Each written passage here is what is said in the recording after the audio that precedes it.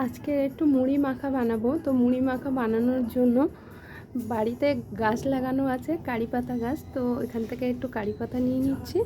এই কারি পাতা দিয়ে আমি আজকে মুড়ি মাখা বানাবো। তো আপনারা দেখতে থাকুন বন্ধুরা, কিভাবে বানাচ্ছি মুড়ি মাখা।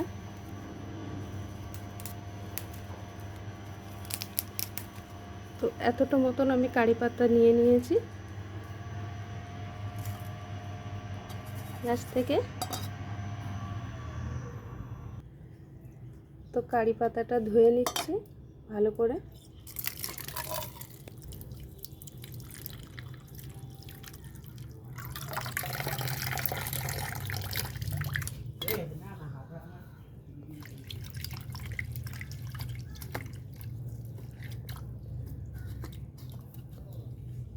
তো পাতাগুলো খুব ভালো করে ধুয়ে নিয়েছি।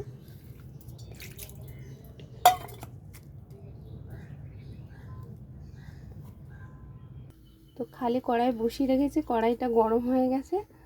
তো মুড়িটা একটু নরম আছে, তো মুড়িটা একটু গরম করে নিচ্ছি কড়াইতে।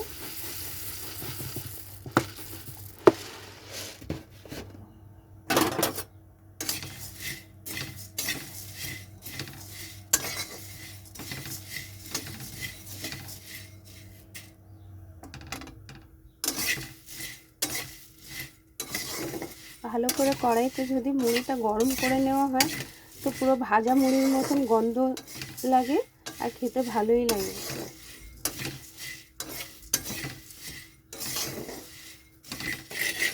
অনেকেই আছে মুড়িটা নরম হয়ে গেছে ফেলে দেয়, ফেলে না দিয়ে এরকমভাবে ভেজে নিয়ে আপনারা বাড়িতে বানাবেন।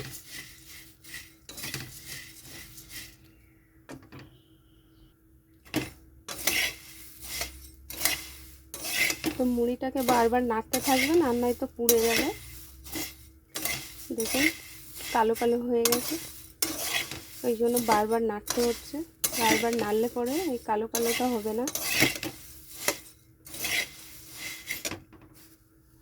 তো এরকমভাবে চিপলে বুঝতে পারবেন হয়ে গেছে। তো হয়ে গেছে, এখন আমি এটা নামিয়ে নিচ্ছি। তো মুড়িটা ভেজে নামিয়ে নিয়েছি। এখানে নিয়েছি কারি পাতা, এখানে নিয়েছি ছোলার ডাল, আগের থেকে ভিজিয়ে রেখেছিলাম। এখানে নিয়েছি কুচানো পেঁয়াজ, কাঁচা লঙ্কা কুচি, শুকনো লঙ্কা। কড়াইটা গরম হয়ে গেছে, এখানে দিয়ে দিচ্ছি সর্ষের তেল।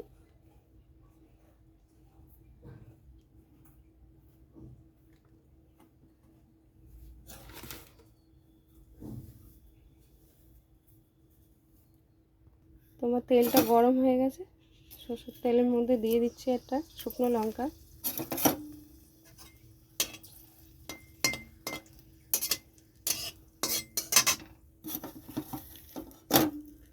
এখানে দিয়ে দিচ্ছি কারি।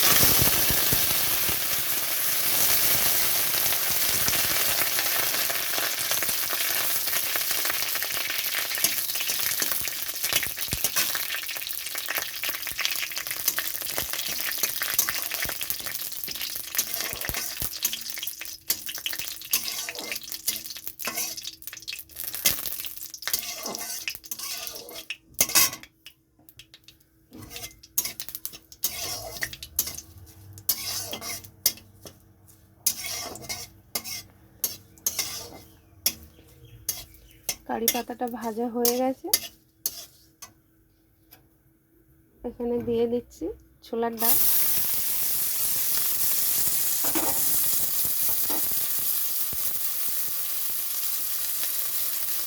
এখানে দিয়ে দিচ্ছি একটু পরিমাণ মতো নুন।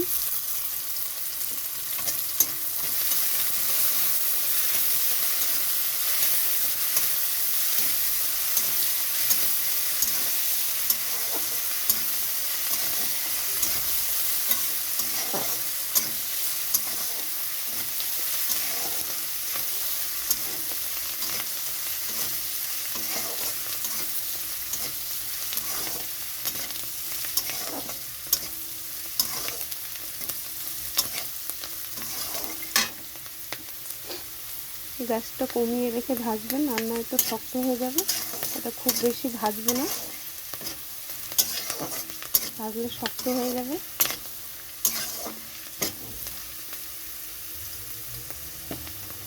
তো ডালটাকে চেপে দেখবেন খুন্তি দিয়ে নরম হয়ে গেছে। তো ভাজাটা হয়েই গেছে।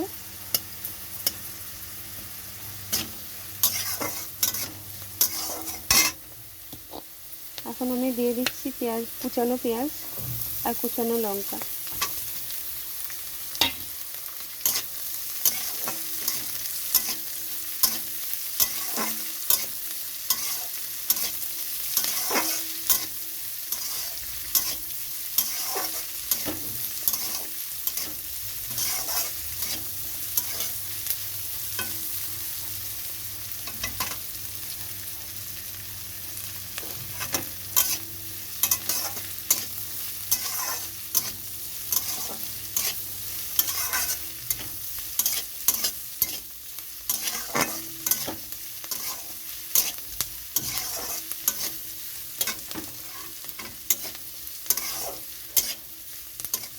অনেকে আছে কাঁচা পেঁয়াজের গন্ধ মুড়ির সঙ্গে ভালো লাগে না বলে খায় না, তার জন্য একটু কড়াইতে নেড়ে নিলে গন্ধটা চলে যায়, ভাজা গন্ধ হয়ে যায়।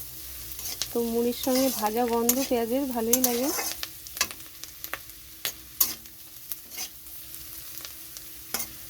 তো খুব ভালো একটা গন্ধ বার হয়ে গেছে। তো এখন আমি এখানে ভাজা মুড়িগুলো দিয়ে দিচ্ছি।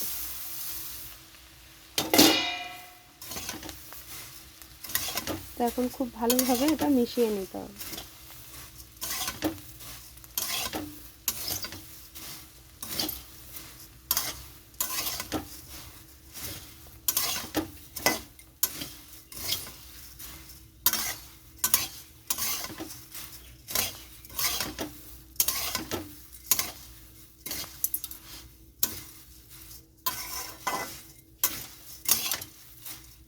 খুব ভালোভাবে মেশানো হয়ে গেছে।